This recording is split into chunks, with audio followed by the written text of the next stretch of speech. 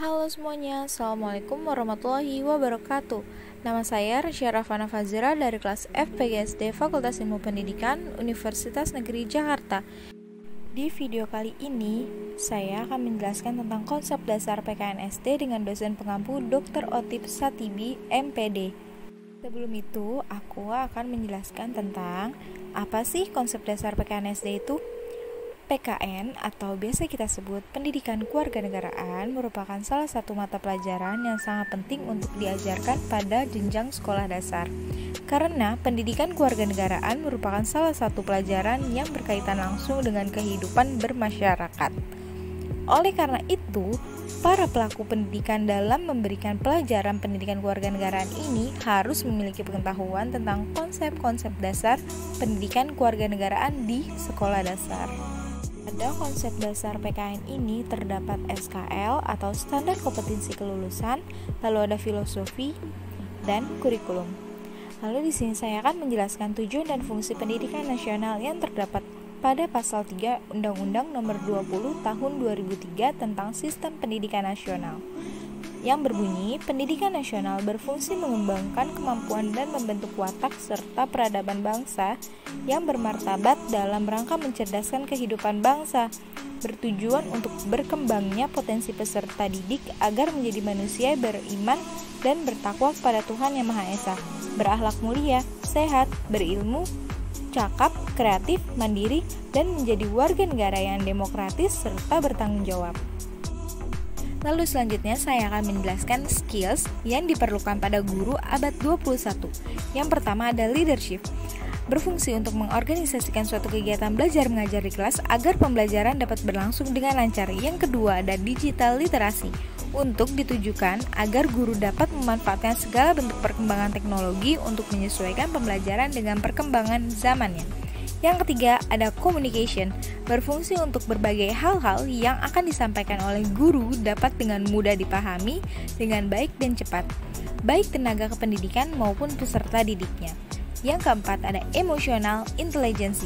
Dengan memiliki kemampuan ini, pengendali emosional yang baik dan stabil dapat menciptakan suasana kegiatan belajar yang nyaman. Yang kelima ada entrepreneurship. Dengan memiliki kemampuan ini bertujuan agar guru dapat mengenal segala bentuk potensi dan belajar untuk mengembangkan suatu peluang yang ada.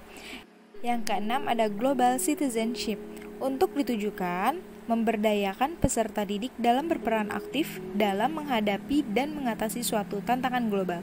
Yang ketujuh ada problem solving.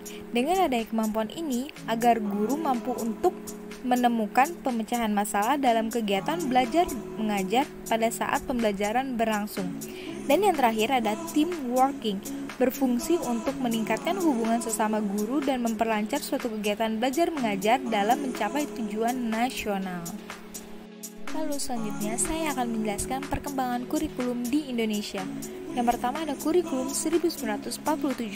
Kurikulum pertama yang lahir pada masa kemerdekaan memakai istilah leerplan dalam bahasa Belanda, artinya rencana pelajaran, lebih populer ketimbang kurikulum dalam bahasa Inggris. Lalu selanjutnya ada kurikulum 1952, yaitu Kementerian Pendidikan Pengajar dan Kebudayaan menerbitkan buku pedoman kurikulum SD yang diberi nama Rencana Pelajaran Terurai untuk Sekolah Rakyat kelas 3 dan 4. Lalu selanjutnya ada kurikulum 1964, Rencana Pelajaran 1964, Pokok-pokok pikiran kurikulum 1964, pembelajaran dipusatkan pada program Pancawardhana. Lalu selanjutnya ada kurikulum 1968, dilakukan perubahan struktur kurikulum pendidikan dari Pancawardhana menjadi pembinaan jiwa Pancasila, pengetahuan dasar, dan kecakapan khusus. Lalu selanjutnya ada kurikulum 1975.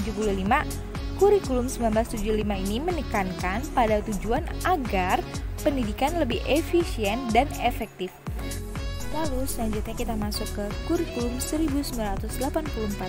Kurikulum 1984 mengusung proses skill approach meski mengutamakan pendekatan proses, tetapi faktor tujuan tetap penting. Kurikulum ini juga sering disebut kurikulum 1975 yang disempurnakan. Lalu kita masuk ke kurikulum 1994. Di sini kurikulum pendidikan dasar yang berkenan dengan sekolah dasar menekankan kemampuan dan keterampilan dasar. seperti baca tulis hitung. Kemampuan tersebut merupakan kemampuan penguasaan ilmu pengetahuan dan teknologi lebih jauh. Lalu selanjutnya kita masuk ke kurikulum 2004, dikenal dengan kurikulum berbasis kompetensi atau KBK. Setiap pelajaran diurai berdasarkan kompetensi apakah yang mesti dicapai siswa. Lalu selanjutnya kita masuk ke kurikulum KTSP 2006. Perbedaan yang paling menonjol adalah guru lebih diberikan kebebasan untuk merencanakan pembelajaran sesuai dengan lingkungan dan kondisi siswa serta kondisi sekolah berada. Lalu selanjutnya yang terakhir ada kurikulum 2013. Kurikulum 2013 merupakan penyempurnaan, modifikasi, dan pemutakhiran dari kurikulum sebelumnya. Lalu selanjutnya saya akan menjelaskan analisis kurikulum kelas 3 semester 2. Tema 7 perkembangan teknologi, subtema yang pertama perkembangan teknologi produksi pangan, yang kedua perkembangan teknologi produksi sandang, yang ketiga perkembangan teknologi dan komunikasi, yang keempat perkembangan teknologi transportasi dengan kata kunci keberagaman dan perbedaan karakteristik individu. Lalu selanjutnya saya akan menjelaskan hasil analisis kurikulum 2013 muatan PKN dari tema 7. Yang pertama itu dalam analisis kurikulum ini dapat kita ambil kesimpulan bahwa pada domain spiritual, peserta didik diharapkan mampu menghargai ajaran agama yang dianutnya dan peserta didik juga dapat mensyukuri keberagaman individu di lingkungan sekitarnya. Yang kedua, pada domain sosial dapat disimpulkan bahwa peserta didik mampu menunjukkan sikap yang menghargai perbedaan dan keberagaman karakteristik individu serta menyadari kebersamaan dalam keberagaman karakteristik individu di lingkungan sekitarnya, terutama pada penerapan sikap kerjasama, santun, mandiri, bertanggung jawab, disiplin, peduli lingkungan, percaya diri satu sama lain. Yang ketiga, pada domain keterampilan bahwa peserta didik dapat mengetahui keberagaman karakteristik individu serta pendidik mengenalkan sikap-sikap perwujudan dalam memaknai keberagaman karakteristik individu pada peserta didik. Lalu yang terakhir, yang keempat, pada domain keterampilan dapat kita tarik kesimpulan bahwa peserta didik diharapkan dapat mengetahui keberagaman individu yang berkaitan dengan produk teknologi dan menunjukkan sikap yang benar dalam menghormati keberagaman karakteristik individu di lingkungan sekitarnya, serta peserta didik dapat menghargai satu sama lain. Dalam analisis di atas dapat saya tarik kesimpulan secara garis besar pembelajaran membahas tentang keberagaman dan perbedaan yang ada.